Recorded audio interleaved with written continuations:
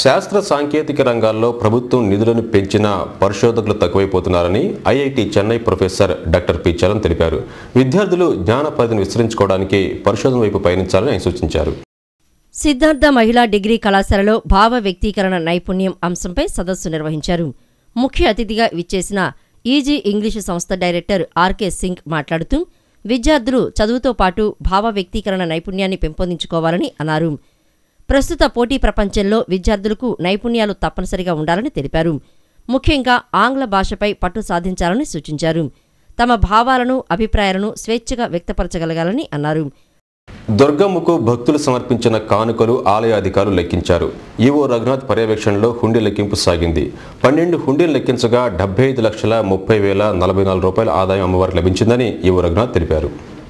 కనక దుర్గమ్మను దర్శించుకున్న భక్తులు ఆలయ హుండీల్లో సమర్పించిన కానుకలను ఈవో రఘునాథ్ అధ్యక్షతన భవానీ దీక్షా మండపంలో లెక్కించారు.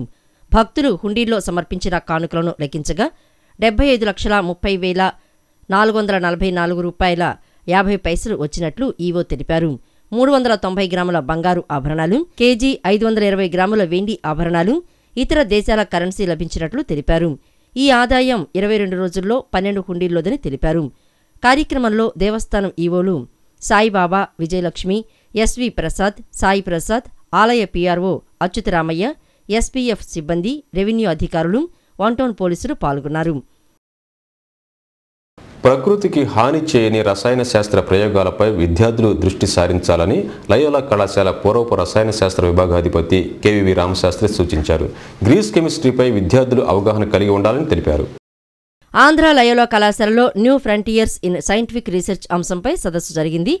ఈ సందర్భంగా IIT Chennai professor doctor P Chalam మాట్లాడుతూ green chemistry, nano materials, super conductors ఆవశ్యకతను వివరించారు. పర్యావరణానికి హాని కలిగించని పదార్థాలను తయారు చేయడంలో విద్యార్థులు పరిశోధనలు చేయాల్సి ఉందని అన్నారు. పాలిమెరిక్ పదార్థాల్లో క్రోమియం వాడకాన్ని అధికంగా ఉపయోగించడం వల్ల పర్యావరణానికి ముప్పు వాటిల్లుతోందని, ప్రధానంగా చెప్పుల తయారీలో వినియోగించే క్రోమియం నిలుపుదల చేయటంలో పరిశోధనలు జరుగుతున్నాయని తెలిపారు.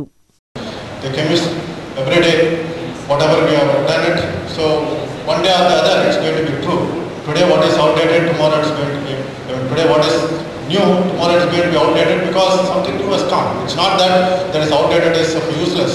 At that point of time, it was very useful or essential. And that way, science is every day is giving us some new things. But all other things probably may be routine.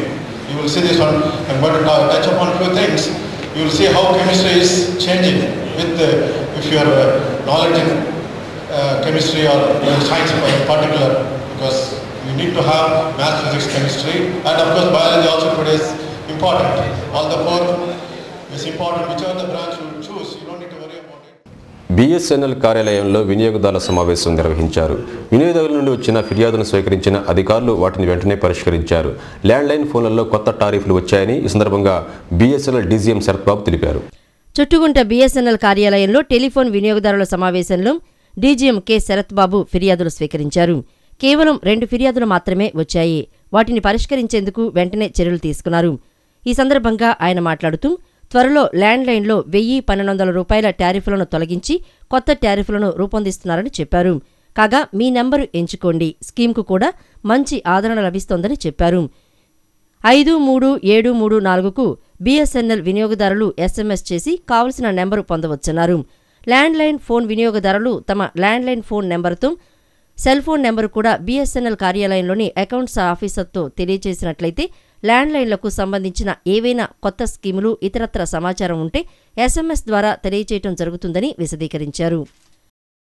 విజయవాడలో ఇక్కడ GM గారి ఆఫీస్లో every 4th Monday customer meet conduct చేస్తాము. మాకు మొత్తం విజయవాడ కృష్ణా ఎస్ఎస్ఐలో ఒక 5.5 lakhs mobile connections, ఒక 2 lakhs landline connections ఉన్నాయి.